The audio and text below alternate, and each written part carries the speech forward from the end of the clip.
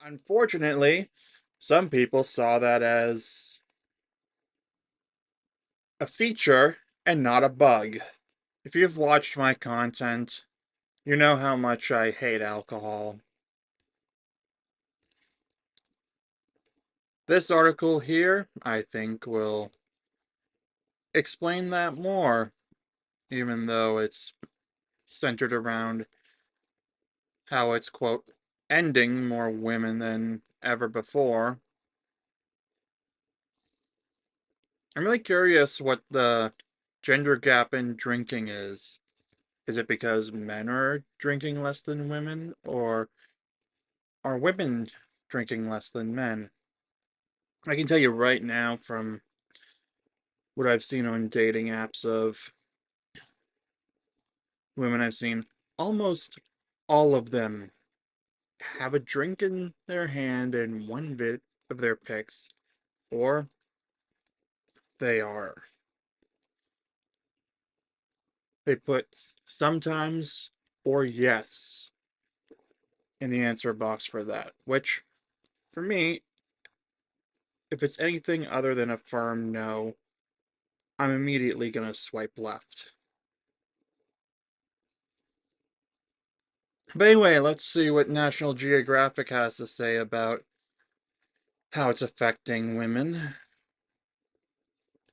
And we'll see what we can apply from this to it for men. Because I always say about drinking, stay the hell away from it.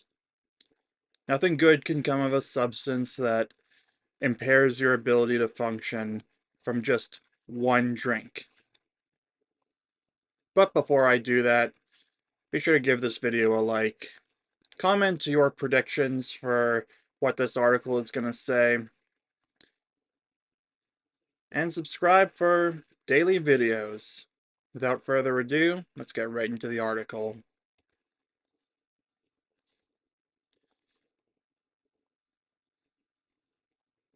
Really quick, just gotta acknowledge the author is Meryl Davids Landau. Jasmine Charbonnier's heavy drinking started in college. By her early 30s, she was downing up to 8 tequila cocktails daily, several days each week. A few years ago, she tried to quit and was surprised when she plummeted into withdrawal. Research shows that while men are still more likely to die from an alcohol-related disease, the gap is narrowing. The most recent figures, published in 2024, found deaths in women have risen at a rate of 35%, while men increased just 27%. Honestly, I'm kind of surprised that the number of those deaths have risen. I mean, I would have thought medical technology would be a lot better about this. Like, medical technology would be more easily able to deal with it.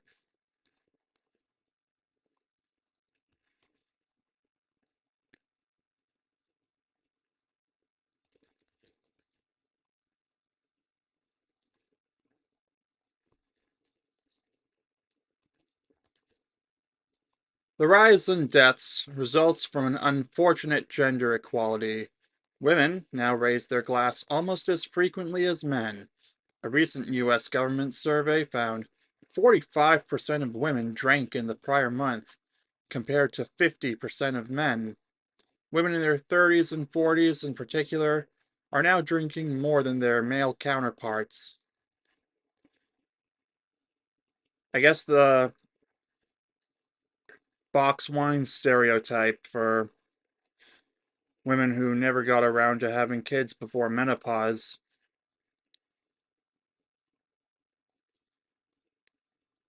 is a bit more true to life than I thought.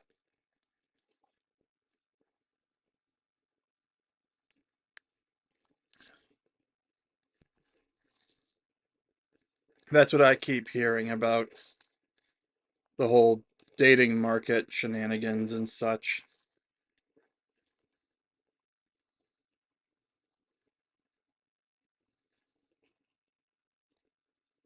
But what I really want to know is,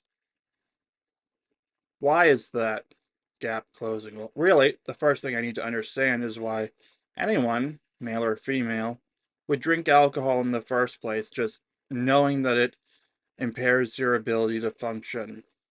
Literally ignore everything else about it. The effect it has on your immediate behavior makes me ask, why?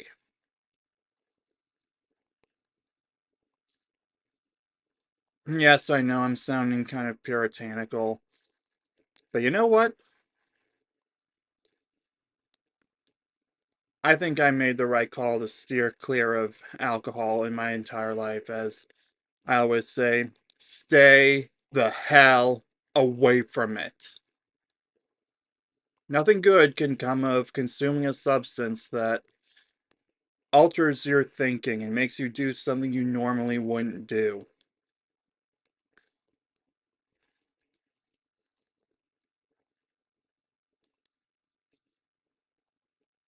The gap in binge drinking rates is closing too, and while alcohol use disorder has fallen in both sexes in the past decade, the decline is more pronounced in men. Many groups of women are drinking more. Unlike hard drugs, alcohol is generally viewed as a less dangerous way to de stress and reduce inhibitions for women, says Durudi Patel, a specialist in addiction psychiatry at the University of Miami Miller School of Medicine. It's legal, readily available, and not so taboo in society, so women feel less worried drinking, she says. Way less taboo than it should be, in my opinion. For both men and women, just to be clear. I'm not singling out either sex.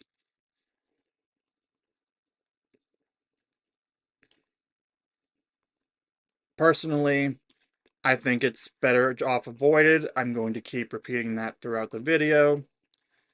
And I can already sense the hate comments that I'm going to get for my rather puritanical stance, but I'm not apologizing for it. You know, if you've been drinking because of peer pressure, I understand that you might feel the need to fit in, but at a certain point, you have to take a little agency and ask yourself, why am I doing this? Would I consume this if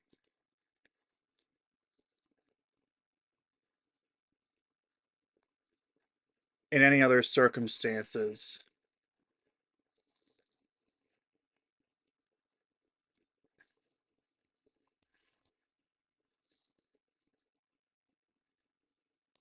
That was certainly the case for Charbonnier. I was the friend on vacation having mimosas at 8 a.m., says Charbonnier, a 37-year-old content marketer and entrepreneur and blogger in Tampa, Florida. Drinking made nights out and travel more fun, enabling her to meet new people and dance without inhibition. In 2023, she temporarily gave up alcohol to lose a few pounds and was startled by the withdrawal symptoms: intense cravings, heightened anxiety, and periodic hand tremors. I was completely shocked, she says. I didn't think I had an addiction until then.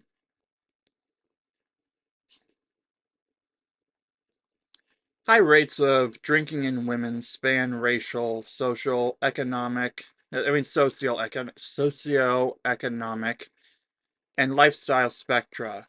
White women comprise the largest share of those using alcohol, but drinking is up in young and middle aged black women, as well as in young Latin women who emigrate to the US and adopt the country's permissive drinking culture, according to a pair of studies published in 2025.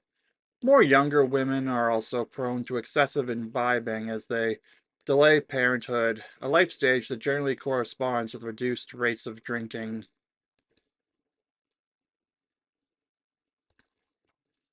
Yeah, because we can acknowledge the objective damage that it does to the developing fetus.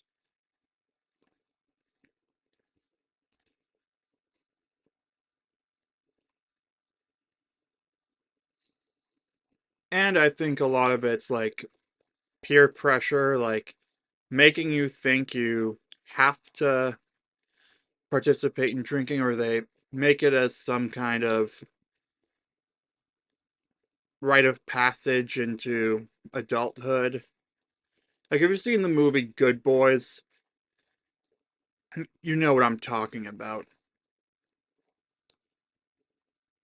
Personally, I really hope that Gen Z's declining rates of drinking eventually cause more liquor sales to plummet and inspire Gen Alpha to not do that, to join us in sobriety.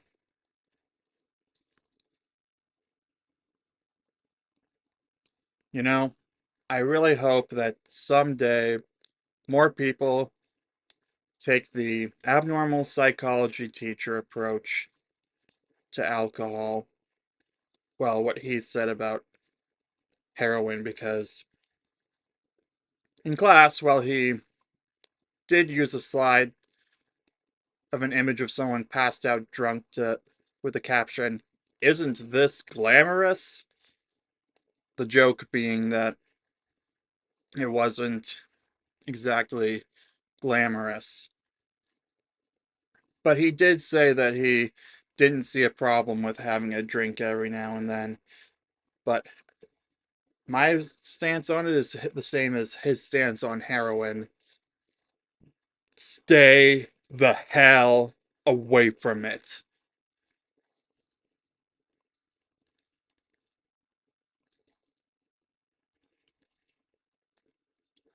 Different bodies, stronger effects. Cute terms like mommy juice or liquid courage belie the reality that even small amounts of wine, beer, or cocktails endanger health. Several years ago, the global nonprofit World Heart Federation challenged the widely held notion that a daily glass of red wine is good for you. Any amount increases the risk of heart disease, stroke, and aneurysms, the group stated. In 2023, the World Health Organization chimed in with its own statement that no level of alcohol use is safe for anyone's health. As I said before in this video, in previous videos, and I'm going to say again, you can ignore the negative health consequences like that and just focus on the fact that it makes you act in a way you normally wouldn't do. That should have been the first red flag for us collectively as a society to say, no, we should not be consuming this garbage. Unfortunately, some people saw that as a feature and not a bug.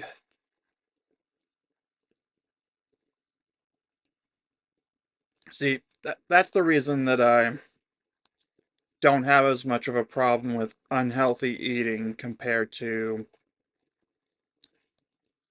alcohol consumption. At the very least, with unhealthy eating, you're not impairing your judgment. You're not making your brain work differently in the short term, which could lead to long term problems by doing things you would not do. See, do you really want to be under the influence of something else, or do you rather be clear and focused? You let me know in the comments down below. I know that someone's probably going to say that they'd rather be under the influence, and I have to push back on that because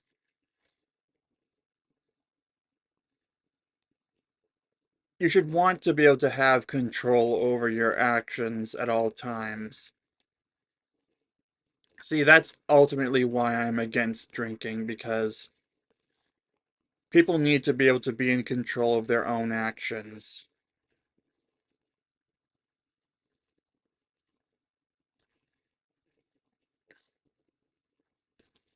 Even when consuming the same amount of alcohol as men, women are more susceptible to its negative effects.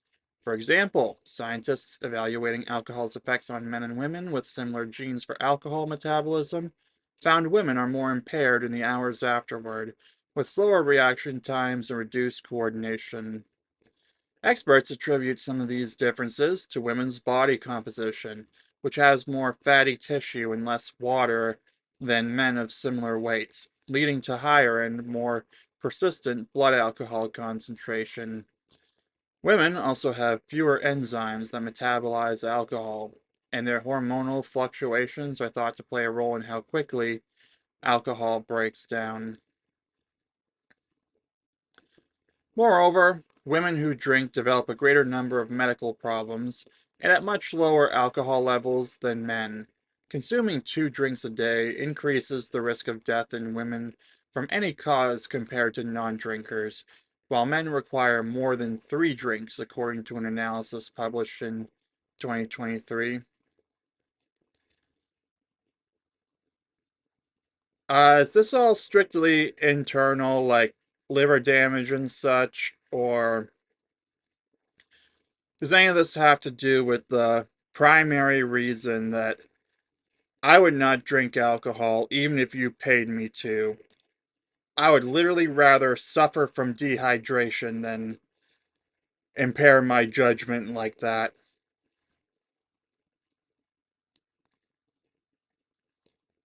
Sorry if I got a little intense there, but I just never understood why. Alcohol related deaths. Annual alcohol related deaths in the United States were relatively stable for both sexes until 2007, after which they increased a few percentage points for each. Starting in 2018, the numbers jumped dramatically. Women's deaths began rising 15% annually versus a 12.5% increase for men. You know, when I took driver's ed 10 years ago now, I thought that I recall the teacher saying that drinking in general was going down. Same thing with my legal studies teacher in high school. Clearly, I was wrong, or they were wrong.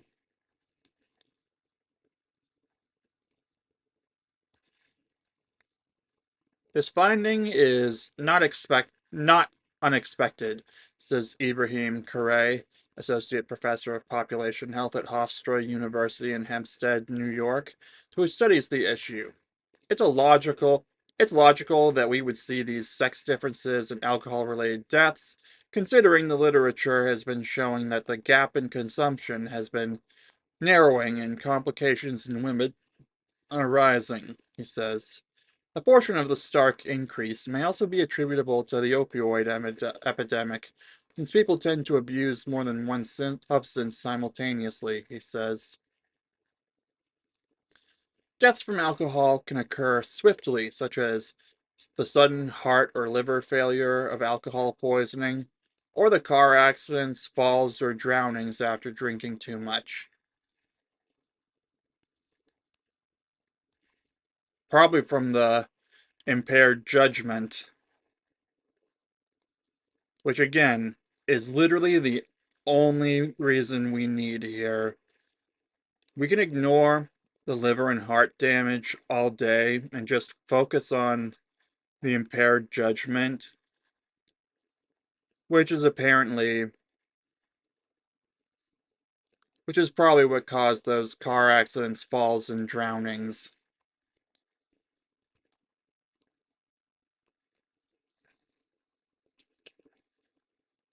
Because again, I acknowledge that unhealthy eating can also cause similar types of damage, as well as type 2 diabetes and such. My problem is with the how it impairs people's judgments. Like,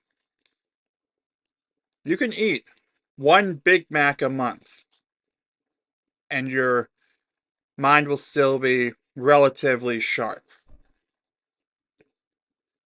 Now, I've been seeing a lot of stuff recently about brain fog being related to unhealthy eating habits, which is why I'm trying to do better where I can. Like, I actually bought protein pasta to replace normal pasta. Like, I'm willing to pay double the price for my pasta if it means getting something that is a bit healthier than just regular pasta, so I can use my marinara sauce, and what I am eating is still better for me than the pasta. That's why I limit myself to making 3 pizzas a week. And you know what?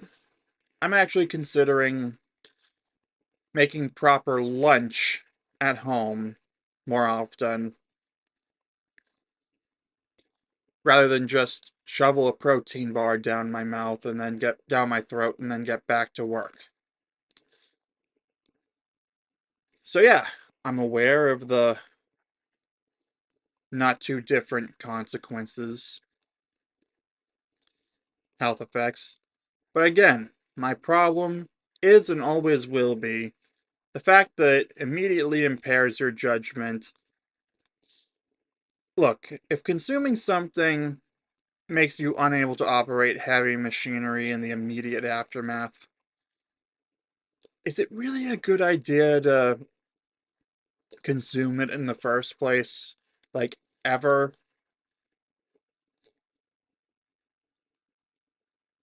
I mean, I would not advocate it, even if you're completely alone, not near any heavy machinery. As abnormal psychology teacher said about heroin, stay the hell away from it.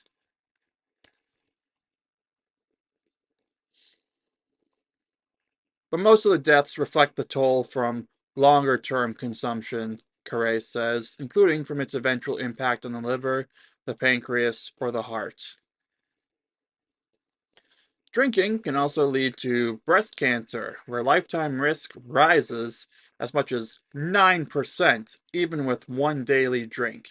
Each additional glass boosts rates further, and to disturbances to the immune system, which can increase infections and decrease wound and post operative healing.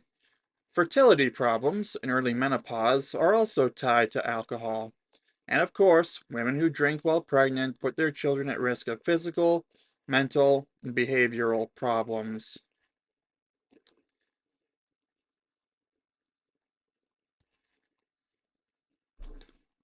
I will never understand the appeal of drinking.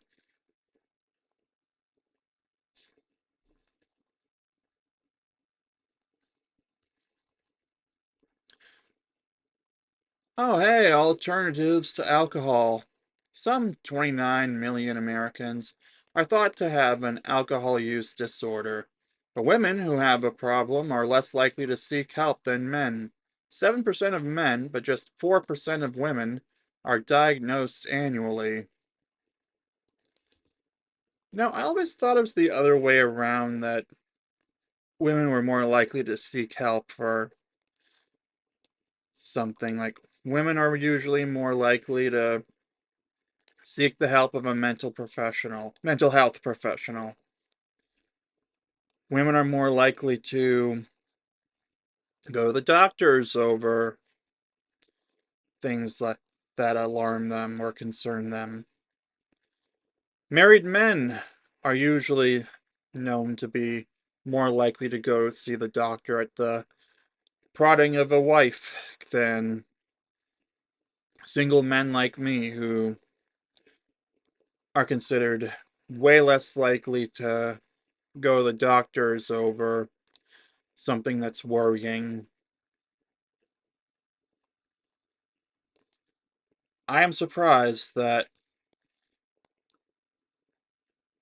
women are less likely to seek help for substance abuse or disorders compared to men.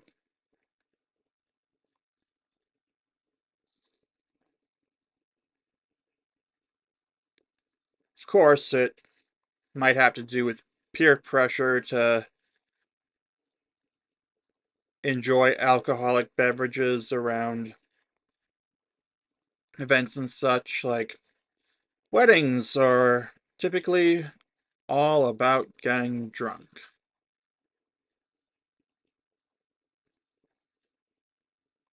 Bachelorette parties, same thing. Basically, any sort of party that they hold, there tends to be a lot of alcohol, and then if you try having a sober one because you have a legitimate substance abuse issue, people who don't have the substance abuse issue tend to not be willing to go, like this r slash am I the blank hole that I listened to from r slash, where a guy's friends got mad that his New Year's Eve wedding was going to be a dry one because they counted on being able to go out drinking on New Year's Eve. Now, frankly, I am completely in favor of a dry wedding. And honestly, I think that OP in that instance should have told those friends to go fuck themselves. I'm not kidding. I actually mean that if that was going to be their attitude. Now, if they typically drink in other contexts but can't respect that particular context, then if anyone got mad that something I was hosting was not going to have alcohol, I would say, go fuck yourself.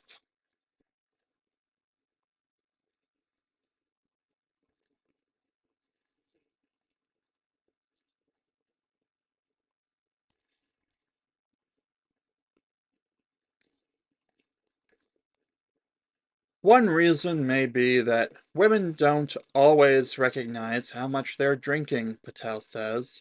An official serving of wine is just 5 ounces, but today's large stemware often holds 10 ounces or more. When two people polish off a bottle over dinner, they've each had 2.5 servings. Now, that's something I've always noticed with alcohol servings I've seen on TV. Like with whiskey, the glasses are small, and then they only fill like the bottom layer of the glass. Now, I know it's because if they filled the glass to the brim and then they drank that all at once, it would cause way more impairment than that small amount. Which, if you have to think too much about that portioning, I think it's better to just not drink it at all in the first place.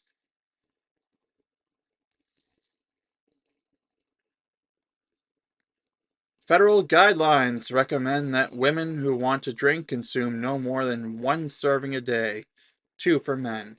But from a health perspective, less or none is a better target, Patel suggests. What was the first name of this person?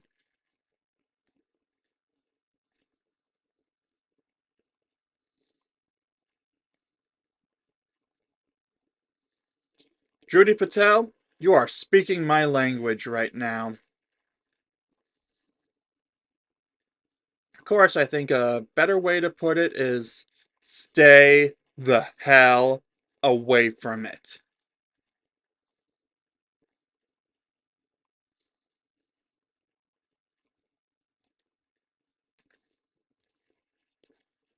Reducing consumption starts with replacing alcohol in social situations. Charbonnier now does water shots when her friends down tequila.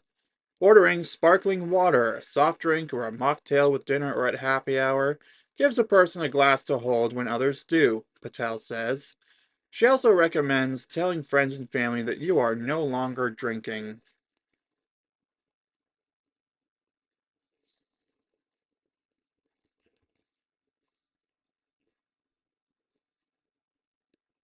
That actually reminds me, my therapist told me some time ago that liquid death literally exists just to make it look like you're holding a drink. in a social situation when it's literally just water. Let me just fact check that liquid death is literally just water.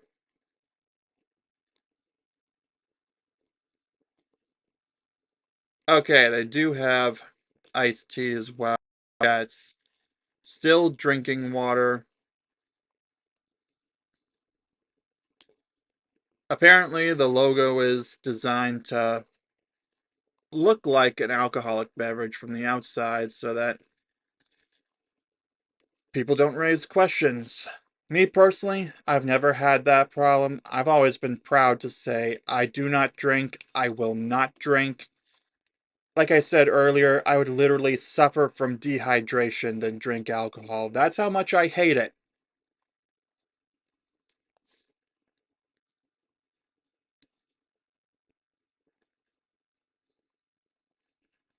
Like, I would rather have to wear a still suit like the Fremen than try and drink alcohol. Like, I would hate it if I was sent back to medieval Europe, because according to senior year English class, drinking alcohol was all the rage because it had way less damaging bacteria compared to the water of the time, because they didn't have clean drinking water. I would not last in medieval Europe because I'd rather suffer from dehydration than drink alcohol. And of course, I want the world to know that I'm drinking a non alcoholic beverage.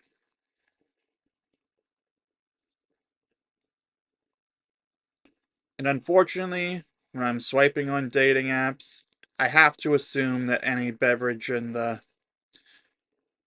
hand is an alcoholic one.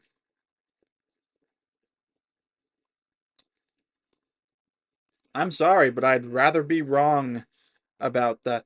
I would rather operate on the assumption that it's alcohol and be wrong than operate on the assumption it's not alcohol and then find out I was wrong.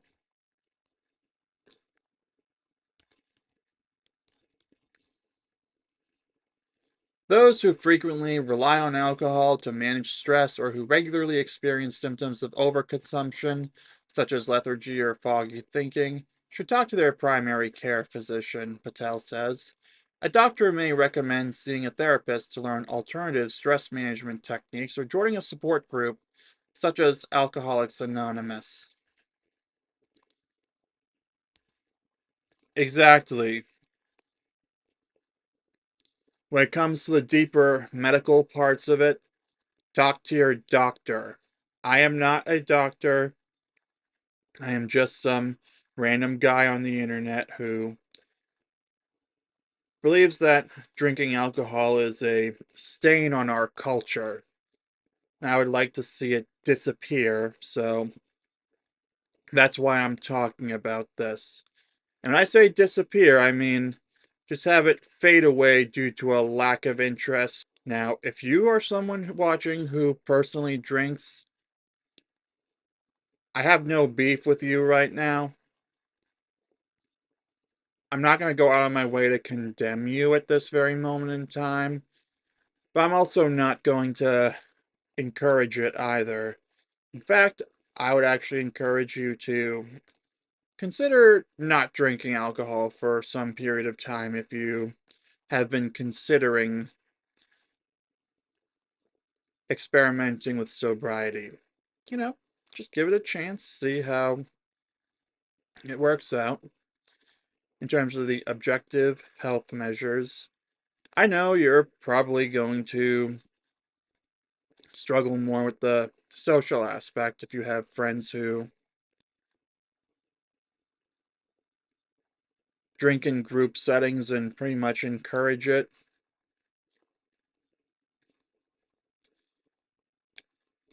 I would encourage you to get away from drinking if you can.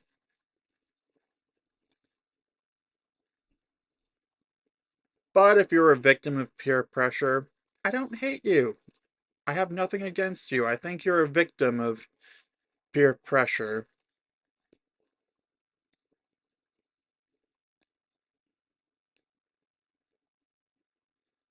and there's always a chance to turn it around.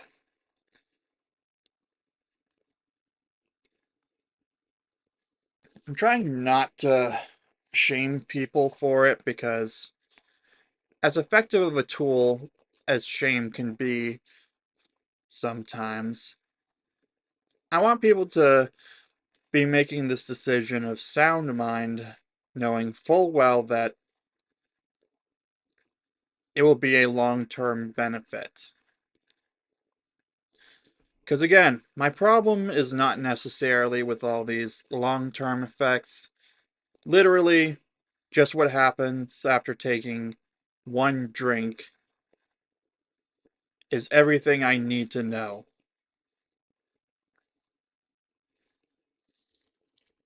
Alright, let's wrap this article up. Or it might involve a referral to a psychiatrist who can prescribe craving reducing medicines such as naltrexone, disulfiram, and acamprosate. But these drugs, like many others, have primarily been studied in men, so it is uncertain how that much they improve the health or mortality of women. For anyone who does studies that happens to have stumbled across this video, there's an idea for something you can do for the greater good. Several novel treatments are also on the horizon. When the psychedelic drug psilocybin, the active ingredient in magic mushrooms, was administered twice along with psychotherapy, it significantly lowered heavy drinking days in people with alcohol use disorder, and preliminary research indicates the weight loss drug semaglutide, aka Wegovy, reduces the desire to imbibe. Charbonnier was able to quit on her own, motivated by how much physically and mentally healthier she feels. Her insomnia is gone, replaced by nightly sleeps that are deep and refreshing. Her skin is clearer, her mood less volatile, and her work life is flourishing. The latter thanks to the extra clarity and focus she attributes to not drinking. Alcohol suppressed my creativity and contributing to limiting beliefs I no longer have, she says. And stepping away from the bar may have another effect, as research continually shows. It could be saving her life.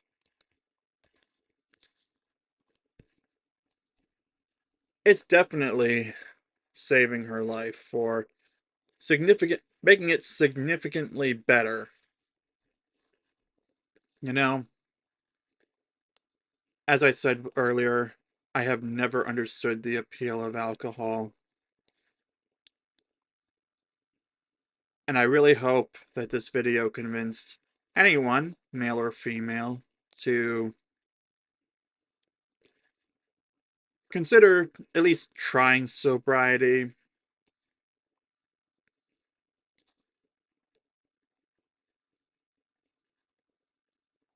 You know, if you had, if you drank in the past and want to quit now, it's never too late.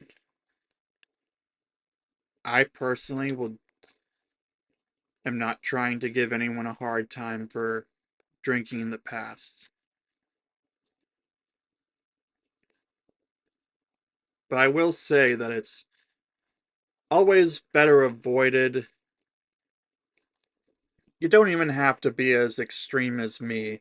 If you haven't watched any of my previous videos, I've talked about how I never had a high school or graduation party, like a big one, because I refuse to have alcohol at events held in my name because I never understood the appeal even then, and I didn't want that associated with my name. Not to mention, it all goes back to this one time in health class. We watched this documentary about this one girl's life which was ruined by a drunk driver hitting her. For context, the drunk driver was someone else. This girl and her friends had not been drinking. Her life was completely upended, and I got so enraged at how her life was destroyed that I actually fainted in class. No, I'm not kidding. I actually fainted in class that day. I woke up on the floor. My gym teacher escorted me to the next classroom over. The school nurse came down and they brought me up to the nurse's office, and I got to go home 10 minutes early as a result. I didn't realize it as much at the time, but looking back on it, I like to think that's my anti drinking origin story. I literally got so enraged at how drunk driving ruined someone else's life, someone who wasn't drinking, that I decided I never wanted to drink alcohol or be around it. So I think I'm gonna wrap it up here for the video before I enrage myself and then pass out on camera. You don't want me to pass out on camera, do you? I mean, I was only unconscious for 10 seconds or so, according to someone who was sitting near me, that they noticed something. And my gym teacher said that it was only like I was only out for like 10 seconds. So yeah, give this video a like, comment your thoughts on all this. I'm prepared for the hate comments about my whole stay the hell away from it mantra, but I still stand by that. I'm not going to apologize for it, and I welcome anyone who wishes to join me in sobriety to come on in, join the club. Subscribe for daily videos. I'll see you soon.